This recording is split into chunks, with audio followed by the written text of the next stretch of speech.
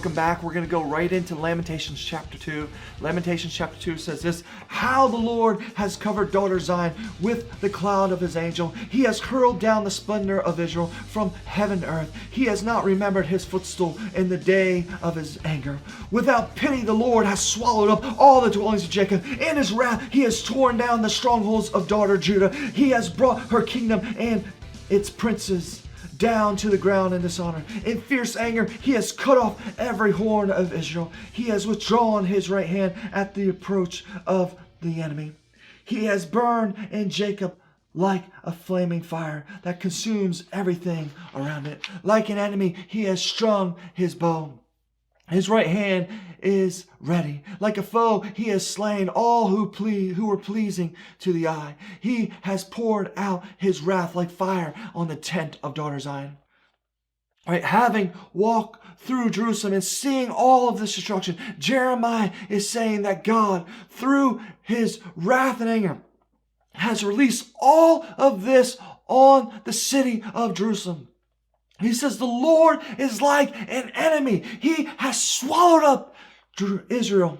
Right? Remember Jeremiah, he cares about this people. Right? First he was the priest, right, that loved these people, and now these people loathe him. But Jeremiah is a priest.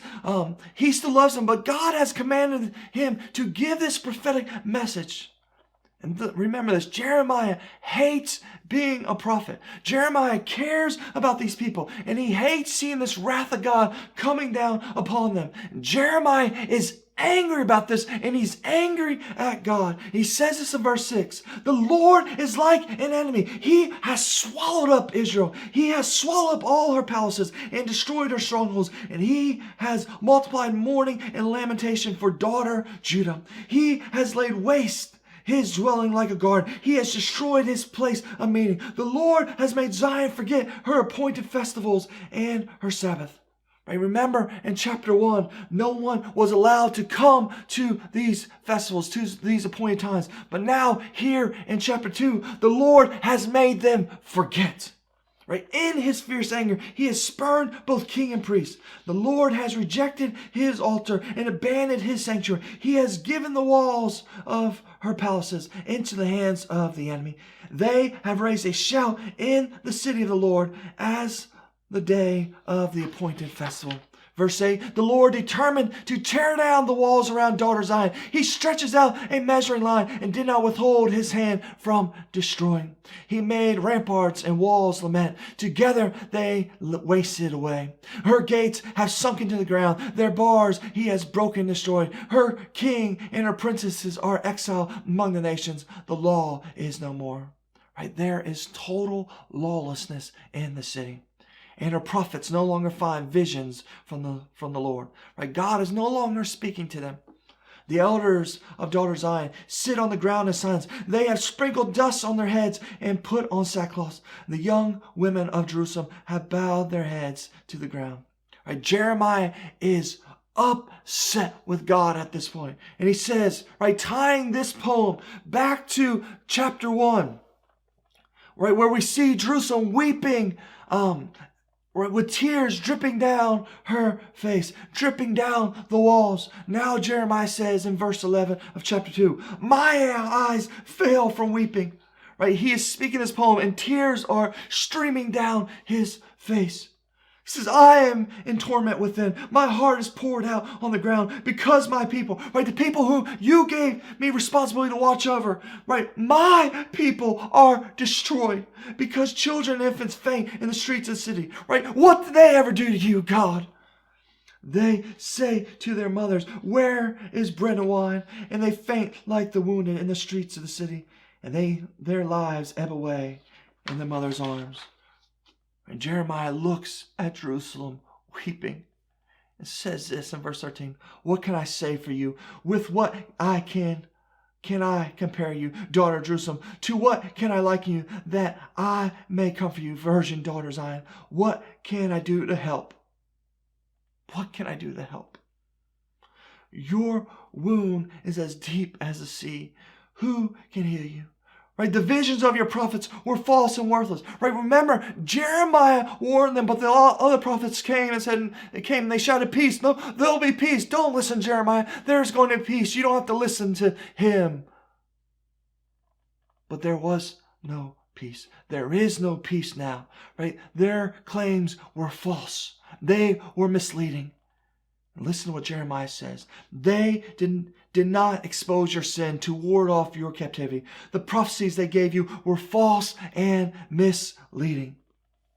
Verse 15, all who pass your way clap their hands at you. They scoff and shake their heads at daughter Jerusalem. Is this the city that was called the perfection of beauty, the joy of the whole earth? All your enemies open their mouths wide against you. They scoff and gnash their teeth and say, we have swallowed her up. This is the day we have waited for. We have lived to see. The Lord has done what he has planned. He has fulfilled his word, which he decreed long ago, when 800 years beforehand in Deuteronomy 28. He has overthrown you without pity. And he has let the enemy gloat over you, and he has exalted the horn of your foes. The heart of the people cry out to the Lord. Your walls of daughter Zion, let your tears flow like a river day and night. Give yourselves no relief, your eyes no rest. Verse 19, arise, cry out in the night as the watches of the night begin. Pour out your hearts like water in the presence of the Lord. Lift up your hands to him for the lives of your children who faint from hunger at every street corner. And then Jeremiah, he turns to an aside to God. Remember, he did this many times in the book of Jeremiah, but he turns to God and he points his finger at God. And he says this in verse 20, look, Lord, and consider whom you have treated like this. Should women eat their offspring, the children they have cared for? Should priests and prophets be killed in the sanctuary of the Lord? Young and old lie together in the dust of the streets. My young men and young women have fallen by the sword. You have slain them in the days of your anger. You have slaughtered them without pity. As you summon to the feast day, so you summon among me terrors on every side. In the day of the Lord's anger, no one can escape or survive. Those I cared for and reared, my enemy, that would be you, God, has destroyed. Right? Jeremiah, he is livid with God. Right? Imagine you are Jeremiah. You're walking through the streets and you look in an alley and you see a woman with her dead baby, and she is chewing on this dead baby's leg. Jeremiah said, God, you have done this. He is angry with God. He is livid with God. Well, chapter 3, poem 3, longest one. We won't read the whole poem, but it starts like this. It says, I am the man who has seen affliction by the rod of the Lord's wrath. He has driven me away and made me walk in darkness rather than light. The whole time I served as a prophet. Right? I've walked around in this dark night, in this darkness. Verse 3, indeed, he has turned his hand against me again and again all day long. He has made my skin and my flesh grow old and has broken my bones. He has besieged me and surrounded me with bitterness and hardship. He has made me dwell in darkness like those long dead. Right? This is how Jeremiah feels about this task that God has given him. Right? Verse 7, he has walled me in so I cannot escape. He has weighed me down with chains. Even when I call out or cry for help, he shuts out my prayers. Right? He has barred my way with blocks of stone. He has made my paths crooked. Verse 10, like a bear lying in wait, like a lion in hiding. He dragged me from the path and mangled me and left me without help. He drew his bow and made me a target of his arrows. He pierced my heart with arrows from his quiver. I became a laughingstock of all my people. They mock me all day long. He has filled me with bitter herb and given me gall to drink. He has broken my teeth with gravel. He has trampled me in the dust, and I have been deprived of peace. I have forgotten what prosperity is. So I say, my splendor is gone, and all I had hoped from the Lord. Verse 19, I remember my afflictions and my wandering, and the bitterness and the gall. I well remember, and my soul is downcast within me. Yet this I call to mind, and therefore I have hope. You know, Lord, I was born a priest, and I was really happy being a priest, and I was good at it, and people like me, right? And I love the people, and the people love me. But now you have made my life a living hell, God. But he says, there's this one thing I cling to. There's this one thing that I hope for. Verse 22. Because of the Lord's great love, we are not consumed, for his compassion never fails. They are new every morning. Great is your faithfulness. I say to myself, the Lord is my portion. Therefore I will wait for him. The Lord is good. So to those who hope is in him, to the one who seeks him, it is good to wait quietly for the salvation of the Lord. It is good for a man to bear the yoke while he is young. Verse 28, let him sit alone in the silence, for the Lord has laid it upon him. Let him bury his face in the dust. There they may yet be hope. Let him who offers his cheeks to the one who would strike him, and let him be filled with disgrace. Turn with me. Go all the way down to verse 46. Jeremiah is saying all this stuff. And then he says this. Actually, go to verse 44. It says, you are covering yourself with a cloud so that no prayer can get through. You have made a scum and refuge among nations. All of our enemies have opened their mouths wide against us. And we have suffered terror and pitfall, ruin, and destruction. Streams of tears flow from my eyes because my people are destroyed. Right? You see what Jeremiah is doing here? Right? He says, you made my life a living hell, God. And you know, I get it, right? Because of your great love, we are not destroyed, right? And Lord, I recognize we have sinned, but God, you are going too far. And let me tell you, I am sick of this. And so I'm not going to deal with this. And you've done this to us. And all of our enemies are coming against us. And it's because of you, God, right? Jeremiah says, even though we've sinned, I am livid at you, God. I am so angry at you. Well, over in chapter 4, poem 4, verse 1, Jeremiah says this. It says, how the gold has lost its luster. The fine gold become dull. The sacred gems are scattered every street corner. Right? Everything that was good, now, God, is gone. You have taken everything away. Verse 2, how the precious children of Zion, once worth their weight in gold, are now considered as pots of clay and the works of a potter's hands. And Jeremiah looks at God, and once again in an aside to God, and says this, even jackals offer their breasts to nurse their young, but my people have become heartless like ostriches in the desert. Because of the thirst of the infant's tongue sticks on the roof of their mouth. The children beg for bread, but no one gives it to them. Lord, even jackals give milk to their young. But Lord, you can't even give that to us. You are causing us to starve and suffer here.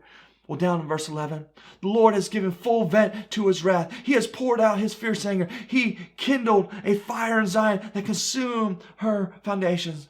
The kings of the earth did not believe, nor did any of the people of the world, that enemies and foes could enter the gates of Jerusalem. Right? No one could have ever imagined what is happening here today. Verse 13, but it did happen. Why? Listen to this. Because of the sins of her prophets and the iniquity of her priests, who shed within her the blood of the righteous. Now they grope through the streets as if they were blind. They are so defiled with blood that no one dares to touch their garments. Verse 15, go away, you are unclean, people cry out to them. Away, away, don't touch us. When they flee and wander about, people among the nations say they can stay here no longer. And the Lord himself has scattered them, and he no longer watches over them. The priests are shown no honor, the elders no favor. Right? Jeremiah is saying the end is near. We can feel it. We know it is coming. Well, chapter 5, the final poem. Jeremiah says this, remember, Lord, what has happened to us. Look and see our disgrace. Verse 2, our inheritance has been turned over to strangers, our homes to foreigners. We have become fatherless, our mothers widows. We must buy the water and drink. Our wood can be had only at a price. Those who pursue us are at our heels, and we are weary and find no rest. We submitted to Egypt and Assyria to get enough bread. Our ancestors sinned and are no more, and we bear their punishment. Slaves rule over us, and there is no one to free us from their hands. Verse 9, we get our bread at the risk of our lives because of the sword in the desert. Our skin is hot as an oven, feverish from hunger. Women have been violated in Zion, and virgins in the towns of Judah. Princes have been hung up by their hands. Elders have shown no respect. Young men toil at the millstone. Boys stagger under loads of wood. The elders are gone from the city gates. The young men have stopped their music. Joy is gone from our hearts, and our dancing has turned to mourning. The crown has fallen from their heads. Woe to us who have sinned. Verse 17, because of this our hearts are faint. Because of these things our eyes grow dim. For Mount Zion, which lies desolate, with jackals prowling over it. You, Lord, reign forever. Your throne endures from generation to generation. Right? You are God way before Genesis 1:1 ever happened. And you are still God now. And you will always be God.